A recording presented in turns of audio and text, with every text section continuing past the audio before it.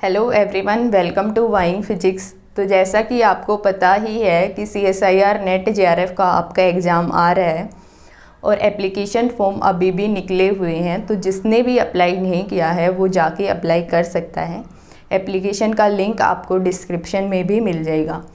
तो आज की वीडियो में हम एग्ज़ाम पैटर्न, सिलेबस और क्या स्ट्रेटेजी रखनी चाहिए प्रिपरेशन को लेके इन लास्ट फ्यू डेज में, वो सब हम डिस्कस करने वाले हैं।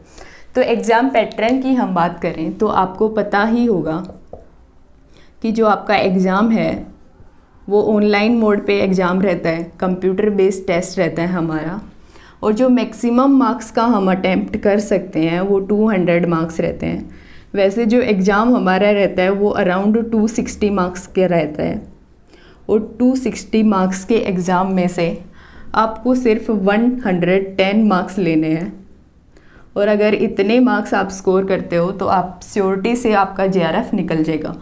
तो 200 मार्क्स का एग्ज़ाम जो मैक्सिमम हमें अटेम्प्ट करना है, 1/4 नेगेटिव मार्किंग रहती है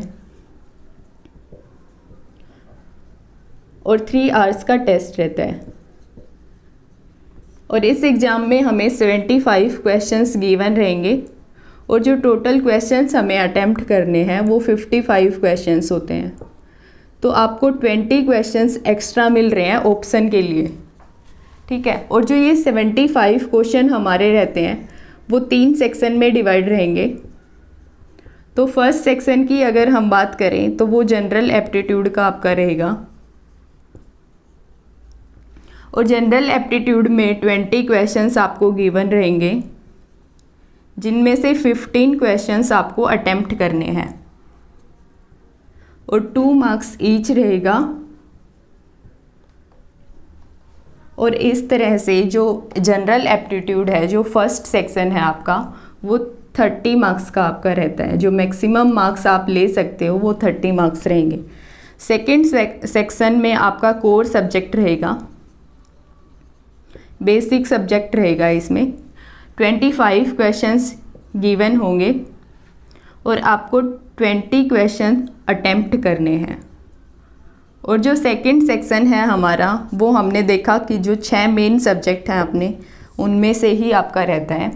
3.5 मार्क्स ईच रहेगा क्वेश्चन, और इस तरह से ये मैक्सिमम 70 मार्क्स कवर करता है। तो थर्ड सेक्शन की अगर हम बात करें, ये सबसे इम्पोर्टेंट सेक्शन है, इसको आपको सबसे पहले अटेम्प्ट करना चाहिए। तो इसमें आपका एडवांस सब्जेक्ट रहेगा, जिसमें 30 क्वेश्चन आपको गिवन होंगे और 20 क्वेश्चंस आपको अटेम्प्ट करने हैं। 5 मार्क्स ईच रहेगा, और इस तरह से जो थर्ड सेक्शन है हमारा वो 100 मार्क्स कवर करता है एग्ज़ाम के। तो इस तरीके से जो ये 3 सेक्शन हैं हमारे, वो 200 मार्क्स कवर करते हैं। और कट ऑफ की अगर हम बात करें तो जनरल कैटेगरी के लिए JRF की कट ऑफ आपकी अराउंड 100 रहती है, और नेट की कट ऑफ रहती है अराउंड 90।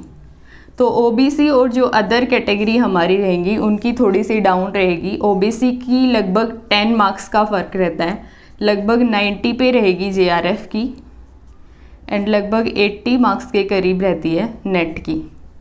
और वो डिपेंड करता है कि एग्ज़ाम का लेवल कैसा है, उसके अकॉर्डिंग थोड़ा सा ऊपर नीचे होती रहेगी। तो आपको एटलीस्ट टारगेट आपका कितना रखना है, 110 मार्क्स स्कोर करने का। तो अब एग्ज़ाम के सिलेबस की अगर हम बात करें तो ये 9 सब्जेक्ट्स अपने रहते हैं, जिनमें से जो पहले 4 हैं वो ज़्यादा स्कोरिंग सब्जेक्ट्स हैं, और जो पहले 6 सब्जेक्ट हैं हमारे उनको हम मेन सब्जेक्ट्स बोलते हैं, क्योंकि इनसे जो क्वेश्चंस बनेंगे वो B and C both section में हमारे बनते हैं। और जो लास्ट वाले 3 हैं उनसे जो क्वेश्चन बनते हैं वो सिर्फ C सेक्शन में पूछे जाते हैं। और डिटेल्ड सिलेबस का लिंक आपको डिस्क्रिप्शन में मिल जाएगा। तो प्रिपरेशन को लेके आपको क्या स्ट्रेटेजी रखनी चाहिए, मैं मेरा एक्सपीरियंस आपको बता रही हूँ। हो सकता है आपकी स्ट्रेटेजी मेरे से बेटर हो, क्योंकि हर एक स्टूडेंट की अपनी अलग स्ट्रेटेजी रहती है। तो फर्स्ट थिंग तो मैं यही कहूँगी कि आपको मोटिवेटेड रहना है, आपको ये सोच के डिमोरलाइज बिल्कुल नहीं होना कि हमने तो अभी तक कुछ भी नहीं पढ़ा और एग्ज़ाम में बहुत कम टाइम है। जो आपने बहुत पहले पढ़ा होगा ना, वो भी कई बार हमें एग्ज़ाम में याद आ जाता है। तो ऐसे सोच के आपको बिल्कुल भी डिमोटिवेट नहीं होना, आपको मोटिवेट रहना है। टाइम पे फोकस रखना ही नहीं, हमें कितना टाइम बचा है कितना नहीं बचा उसका सोचना ही नहीं है।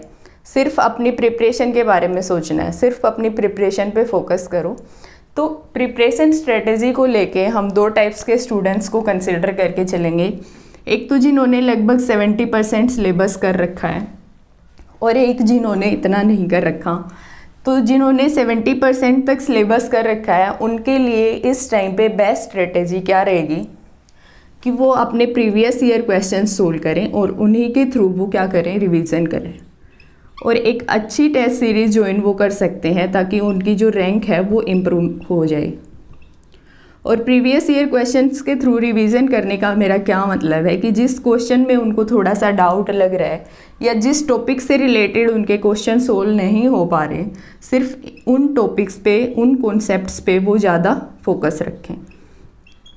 और एक जो अदर कैटेगरी के हमारे स्टूडेंट्स हैं जिन्होंने इतना सिलेबस नहीं किया है, उनके लिए मैं क्या बोलूँगी कि जो हमारे 4 सब्जेक्ट्स हैं, 3 से 4 सब्जेक्ट, उनको वो अच्छे से पढ़ें, उनके प्रीवियस ईयर क्वेश्चन सोल्व करें जितने हो सकें। और जो अदर सब्जेक्ट्स हैं उनमें वो सिलेक्टिव हो सकते हैं। सिलेक्टिव होने से क्या मतलब है कि जो प्रीवियस ईयर क्वेश्चंस हैं उनके प्रीवियस ईयर क्वेश्चंस देख के ये आइडिया लगाएं कि कौन से टॉपिक हमारे ज़्यादा इम्पोर्टेंट हैं, जिनसे ज़्यादा क्वेश्चंस बन रहे हैं, तो सिर्फ उन्हीं टॉपिक्स पे वो ज़्यादा फोकस रखें। तो इस स्ट्रेटजी में मैं आपकी क्या हेल्प करने वाली हूँ, तो क्योंकि प्रीवियस ईयर क्वेश्चंस के रिगार्डिंग मेरे पास कुछ स्टूडेंट्स की रिक्वेस्ट भी आई है और आपकी प्रिपरेशन स्ट्रेटजी को भी ध्यान में रखते हुए हम एक नई सीरीज़ स्टार्ट करने जा रहे हैं। और इस सीरीज़ में जो अपने मेन इंपॉर्टेंट सब्जेक्ट्स हैं, जैसे कि मैथमेटिकल फिजिक्स हो गया, EMT हो गया, क्वांटम मैकेनिक्स हो गया, जो अपने ज़्यादा स्कोरिंग सब्जेक्ट्स हैं, इन सब्जेक्ट्स के chapter wise previous year question solve करने का हम ट्राई करेंगे ताकि आपको आइडिया लग सके कि इन सब्जेक्ट से किस टाइप के क्वेश्चंस बनते हैं और आपकी इन सब्जेक्ट पे अच्छी कमांड हो सके। सो गाइज, अगेन आपको मोटिवेटेड रहना है, टाइम बिल्कुल वेस्ट नहीं करना है, because this last 45 days will make a difference. और आपको ज़्यादा से ज़्यादा क्वेश्चन सोल्व करने हैं। पहले प्रीवियस ईयर क्वेश्चन सोल्व कर लो, उसके बाद कोई अच्छी सी टेस्ट सीरीज ज्वाइन कर लो, उसके क्वेश्चन सोल्व कर लो। सो आज की वीडियो के लिए इतना ही। Best of luck for your preparation. मिलते हैं नेक्स्ट वीडियो में।